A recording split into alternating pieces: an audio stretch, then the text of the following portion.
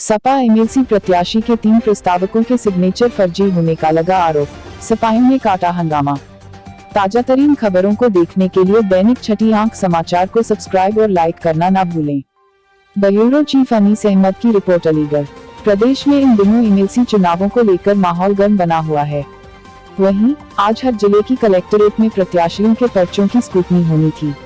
इसी दौरान कई जिलों में समाजवादी पार्टी के प्रत्याशियों के पर्चों को प्रशासन द्वारा खारिज कर दिया गया, जिसके बाद भाजपा के प्रत्याशी निर्विरोध विजयी घोषित हो चुके हैं। इसी कड़ी में अलीगढ़ में समाजवादी पार्टी के प्रत्याशी जसवंत सिंह के पर्चा खारिज होने की अफवाह पर भारी तादाद में सपाई कलेक्ट्रेट पर एकत्रित हो गए और हंगामा काटने लगे, जहां प्रशासन द्वारा उन्हें बताया गया कि भाजपा द्वारा आरोप लगाया गया है कि सपा प्रत्याशी के 3 प्रस्तावकों के सिग्नेचर फर्जी हैं, जिसके चलते प्रस्तावकों को तत्काल कलेक्ट्रेट में बुलाया जाए। आनन फानन में सपा जिला अध्यक्ष गिरीश यादव ने 2 प्रस्तावों को गुड्डी देवी और सरस्वती देवी को पेश कर दिया, जबकि तीसरे के समय से न पहुंचने पर पर्चा खारिज की स्थिति बनती नजर आई। हालांकि समाजवादी पार्टी के नेताओं द्वारा हंगामा खड़ा किया जाने पर प्रशासन ने अगले दिन बुधवार की सुबह 10 बजे तक प्रस्तावक को पेश होने के आश्वासन पर सपाई शांत होकर वापस लौटे।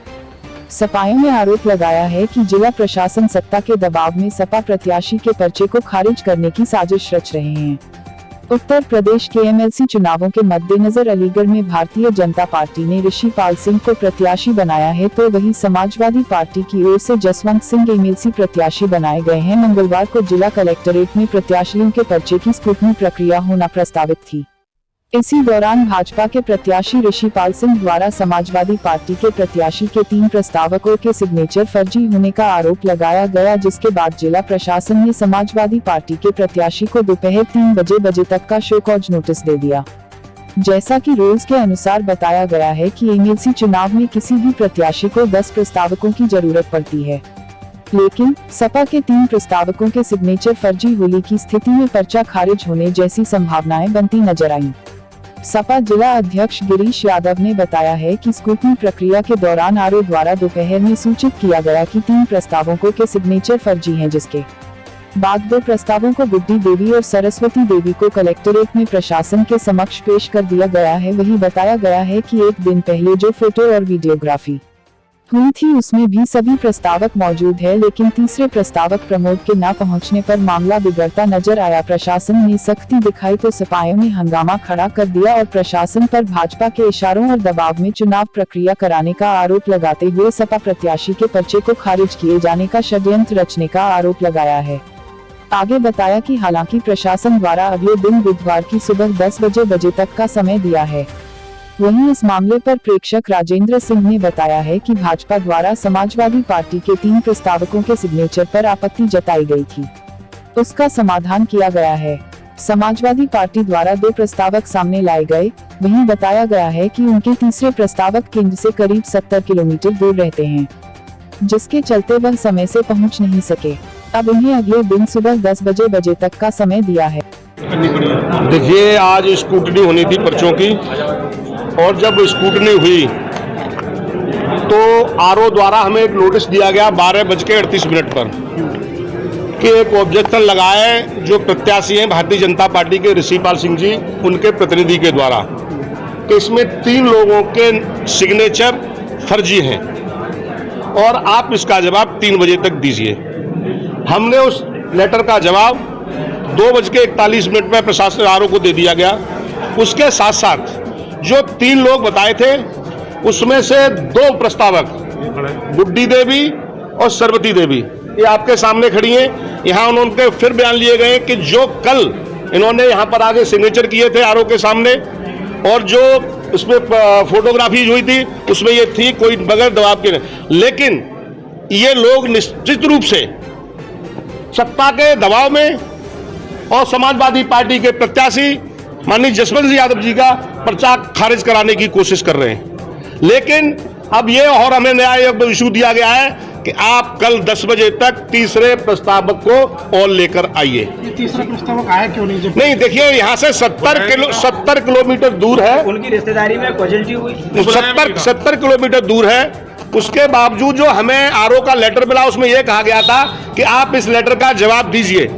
हमने 3 बजे तक जवाब दे दिया। यहाँ के प्रशासन ने जो जिला प्रशासन हाथरस है, जो हाथरस के आरओ हैं, उनसे भी सूची मांगी गई। ये पूछा गया कि ये जो सिग्नेचर है तीनों के, ये सही है या गलत है, और वहां से ये रिपोर्ट आई है कि वो तीनों सिग्नेचर सही है, लेकिन उसको भी बात मानने के लिए प्रशासन तैयार नहीं है।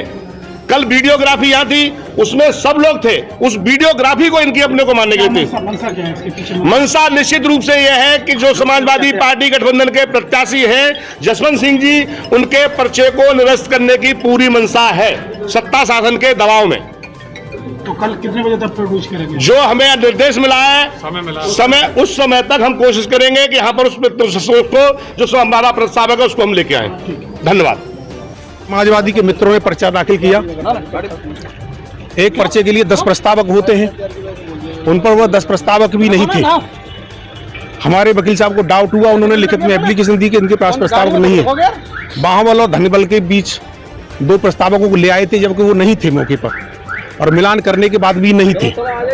अभी समय दिया गया है कि भाई और बाकी जो प्रस्तावक हैं जिन पर आपत्ति हमको है, वो उनको रखने चाहिए, लाने चाहिए, ये व्यवस्था करेंगे। कल 9 बजे तक का समय दिया है प्रशासन। वो कह रहे हैं कि भाजपा वाले उनको धौंसा डरा रहे हैं। भाजपा हमारे पास है ही नहीं, सिकंदराव के हैं, कहीं यहाँ के है ही नहीं, उन्हीं के घर के हैं, तो कहाँ हम धौंसा रहे हैं, डर पा रहे हैं? ये तो सब अफवाह है। भारतीय जनता पार्टी कभी ऐसा नहीं करती। यहाँ कल हजारों आदमी भारतीय जनता पार्टी का नीचे से ऊपर तक था, कभी कोई उपद्रव दिखाई दिया क्या आपको?